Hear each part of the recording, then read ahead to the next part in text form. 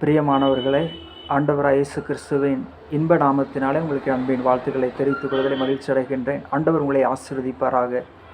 இந்த நாளிலும் கூட நாம் சிந்திக்கும்படியாக எடுத்துக்கொள்ளப்பட்ட வேத பகுதி 1 யோவான் 3ஆம் அதிகாரம் 8ஆம் வசனம்.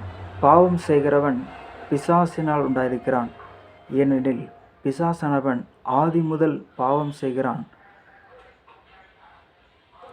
பிசாசினுடைய கிரியைகளை அழிக்கும்படிக்கே தேவனுடைய குமாரன் வெளிப்பட்டார் என்று வேதவசனம் சொல்கிறது. ஆகவே இந்த உலகத்தில் ஒவ்வொரு மனிதனும் எப்பொழுது பிறக்கிறானோ அப்பொழுது இந்த உலகத்தில் வந்தவுடன் அவனுடைய வாழ்க்கையிலே பாவம் என்கின்ற காரியம் வருகிறது.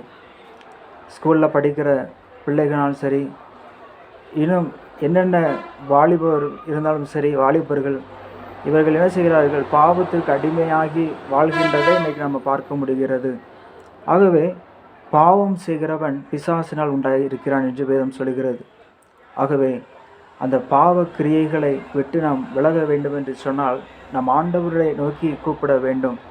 ஆண்டவரே, என்னுடைய பாவத்தை நீக்கி என்னை ரட்சியும், இரத்தத்தினால் என்னை கழுவும் என்று சொல்லும் பொழுது ஆண்டவர் நம்முடைய பாவங்களை நம்மை விட்டு விடுவிக்கிறார். நமக்கு உதவி செய்ய ஒரு வல்லமையுள்ள தேவனாக இருக்கின்றார். ஆகவே இன்றைக்கு நாம் செய்ய வேண்டிய காரியம் அதுதான். பிசாசினுடைய கிரியைகளை அழிக்கும்படிக்கே தேவனுடைய குமாரன் வெளிப்பட்டார்.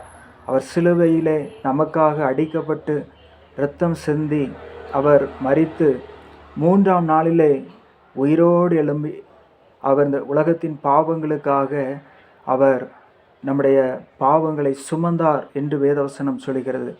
அதே இயேசு கிறிஸ்து இந்த உலகத்திற்கு மறுபடியுமாய் வரப்போகிறார். 1000 வருட அரசாட்சி நடத்தப்பட போகிறது. அதோடு மட்டுமல்ல, ஆண்டவருடைய விருப்பங்களை அவர் இந்த உலகத்தில் மறுபடியுமாய் நிறைவேற்றப் போகிறார். ஆண்டவருக்காக நாம் வாழக்கூடிய கிருபைகளை ஆண்டவர் நமக்கு தந்திருக்கின்றார். ஆகவே இந்த நாளிலே நாம் சிந்திக்க வேண்டிய காரியம் அதுதான். ஆண்டவரை உள்ளத்தில் ஏற்றுக்கொள்வோம். கர்த்தர் நமக்கு பயங்கரமான அற்புதங்களையும் அதிசயங்களையும் நமக்கு செய்வார். பாவத்திலிருந்து அவர் நமக்கு விடுதலை கொடுத்து சமாதானத்தையும் சந்தோஷத்தையும் கொடுத்து என்னுடைய வாழ்க்கையை புதிய மனுஷனாய் நம்மை மாற்றுவார். ஆகவே அப்படிப்பட்ட கிருபைகளை ஆண்டவர் நமக்கு செய்து நம்மை ஆசீர்வதிப்பாராக. ஆமென்.